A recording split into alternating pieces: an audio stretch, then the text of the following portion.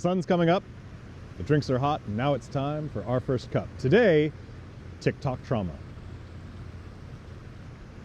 I want you to think about something. Imagine that you lost both of your legs today in a car accident or something like it. How long do you think it would take you to recover physically and psychologically? Like, really just think about it for a second. Okay? You have an answer? Well, I've got two good pieces of information.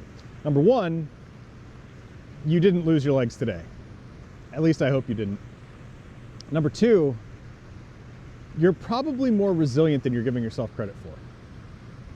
Like, one of the things that we've learned about humans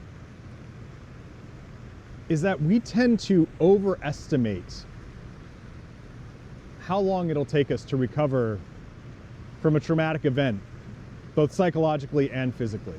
Like, in other words, we're a lot more resilient than we tend to give ourselves credit for, especially when we're imagining a big loss, right? And this effect holds whether the loss was anticipated, like TikTok say, or whether it was unanticipated, like an accident leading to trauma, like the car thing that I mentioned a minute ago. And I think it's really important to remember that right now. Not because I'm trying to say that trauma doesn't hurt, but because trauma is a moment.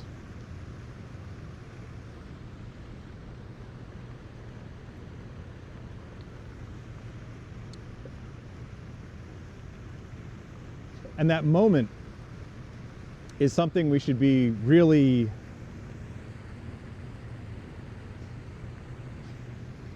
it's something that we should be really careful about, both in the sense of understanding what's going on, but also in the sense of what can be done, right?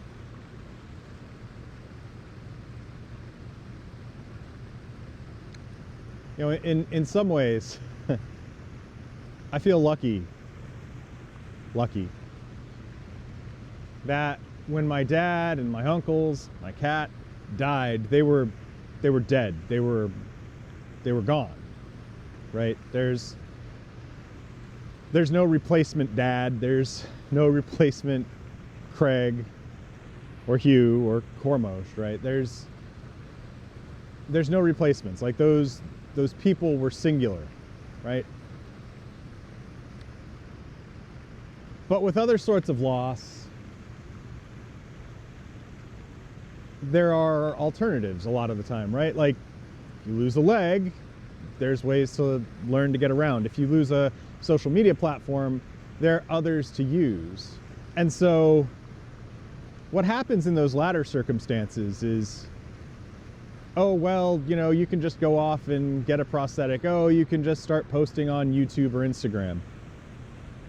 And while that may be true in a sense, it doesn't necessarily own the loss like what happens when you lose a singular, solitary, unitary figure in your life, right? Which is to say that there's still a loss when it's a limb or a social media platform or what have you. And yet, those experimental results, those learnings from science, they still hold. We're still incredibly resilient, and usually more resilient than we give ourselves credit for.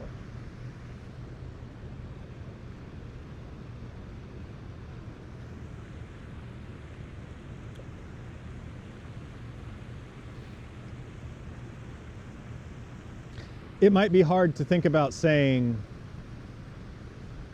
this too shall pass, while at the same time acknowledging the loss of a platform that a lot of people used for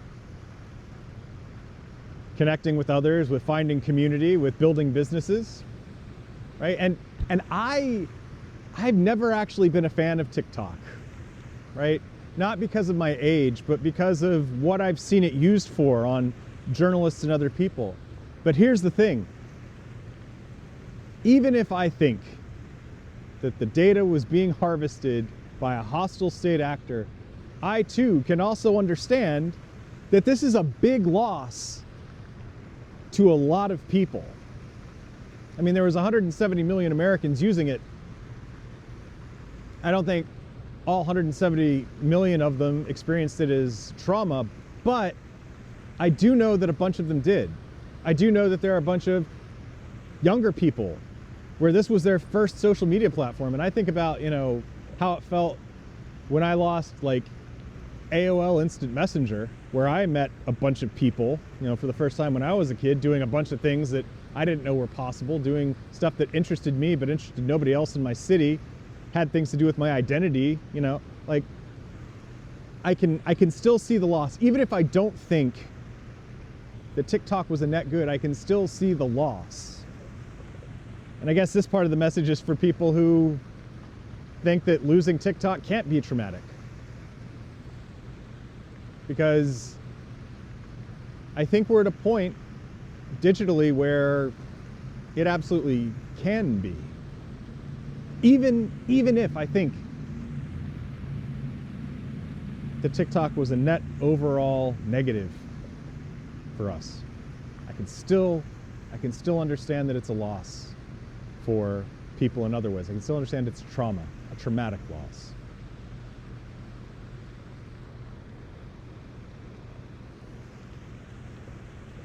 And so I guess to all of us, I just want to reiterate, whatever you're feeling right now, it's understandable, but you're probably not giving yourself the credit that you need to. And if you're not affected by the shutting down of a service that 170 million Americans used, I encourage you to think about those who have lost something here. Maybe find a bit of empathy for them, and maybe let them know that you're not dismissing it. Because, by the way, that's something that will drag this on forever. You tell people who have lost something or someone, and it's not a big deal, they retrench themselves in their trauma. That's actually the wrong way to go. But anyway, the point is, like with many things in life, we have just undergone a monumental shift today. And today it's TikTok trauma, but tomorrow it's probably going to be something else, and we'll need to remember this lesson then too.